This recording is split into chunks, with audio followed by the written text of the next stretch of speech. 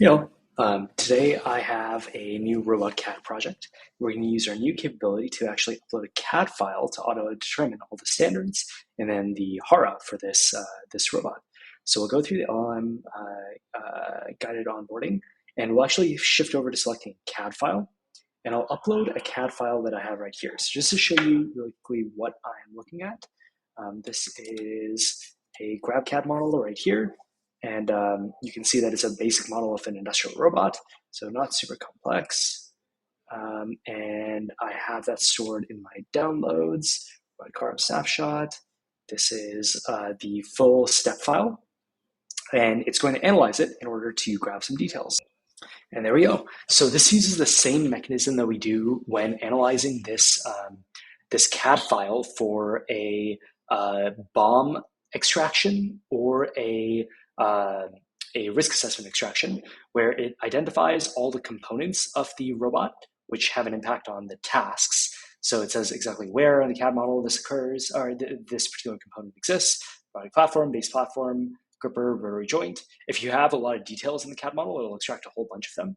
And it describes some generic operational tasks, such as, in this case, just whatever task the system is performing, which is not clear in this case. And it infers a little bit of the high level of which standards are going to be applied, which we're going to use in actual guided onboarding.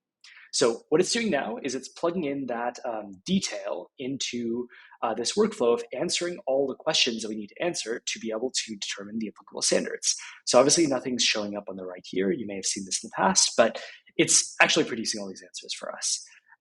And you can see when it finishes, it tells us this is complete. These are all the standards we believe apply, such as 10218 for this because it's a single robot arm, 13849 as an industrial machine, 14119 for the interlocks that might be integrated with it, the machinery directive because it may be deployed in Europe, etc., etc. Now, we can save all of these and review the hazards that are associated with those standards, which are canonical based on the association of ISO 10228-1 for a typical industrial robot. So these are the sorts of hazards that we're going to fine-tune based on this detail, based on what's available here.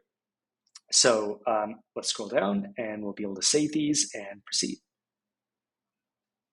Great. Let's pause while it saves. And here we have it. We are going to assign those couple canonical standards, 10218 and 13849, to this project, and we will continue. Okay, now we can go to the next step. We can save the compliance plan, and we can go back to the HARA workflow.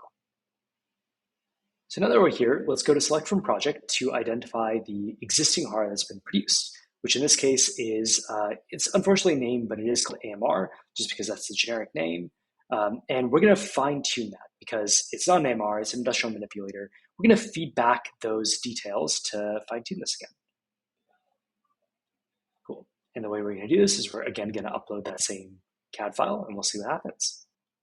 And here we have it. So it's still left it named as AMR. We can rename that, but it did pick up all the extra details.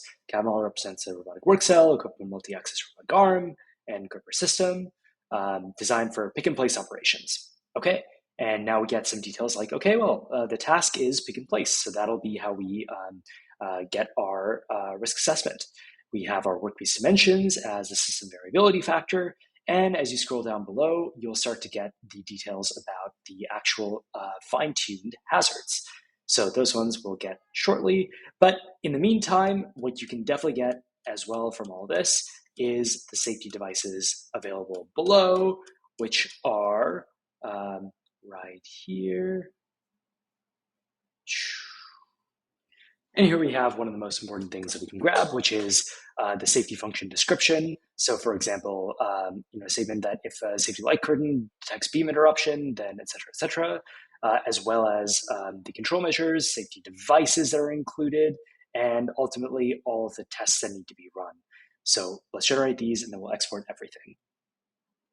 And there we have it. There are tests like verifying the safety light curtain, de-energizing main contactors, validate the emergency, the ESUP button functionality, et cetera, and we can save this to export it. And there we have it. You can export it in the nice export format or provide us with one of your formats so that you get exactly the report you'd like. So right here, the risk assessment grid with all the hazards that we looked at, the location if it's available, the cause, consequence, etc. You have all the controls that we derived in between, and you have all safety functions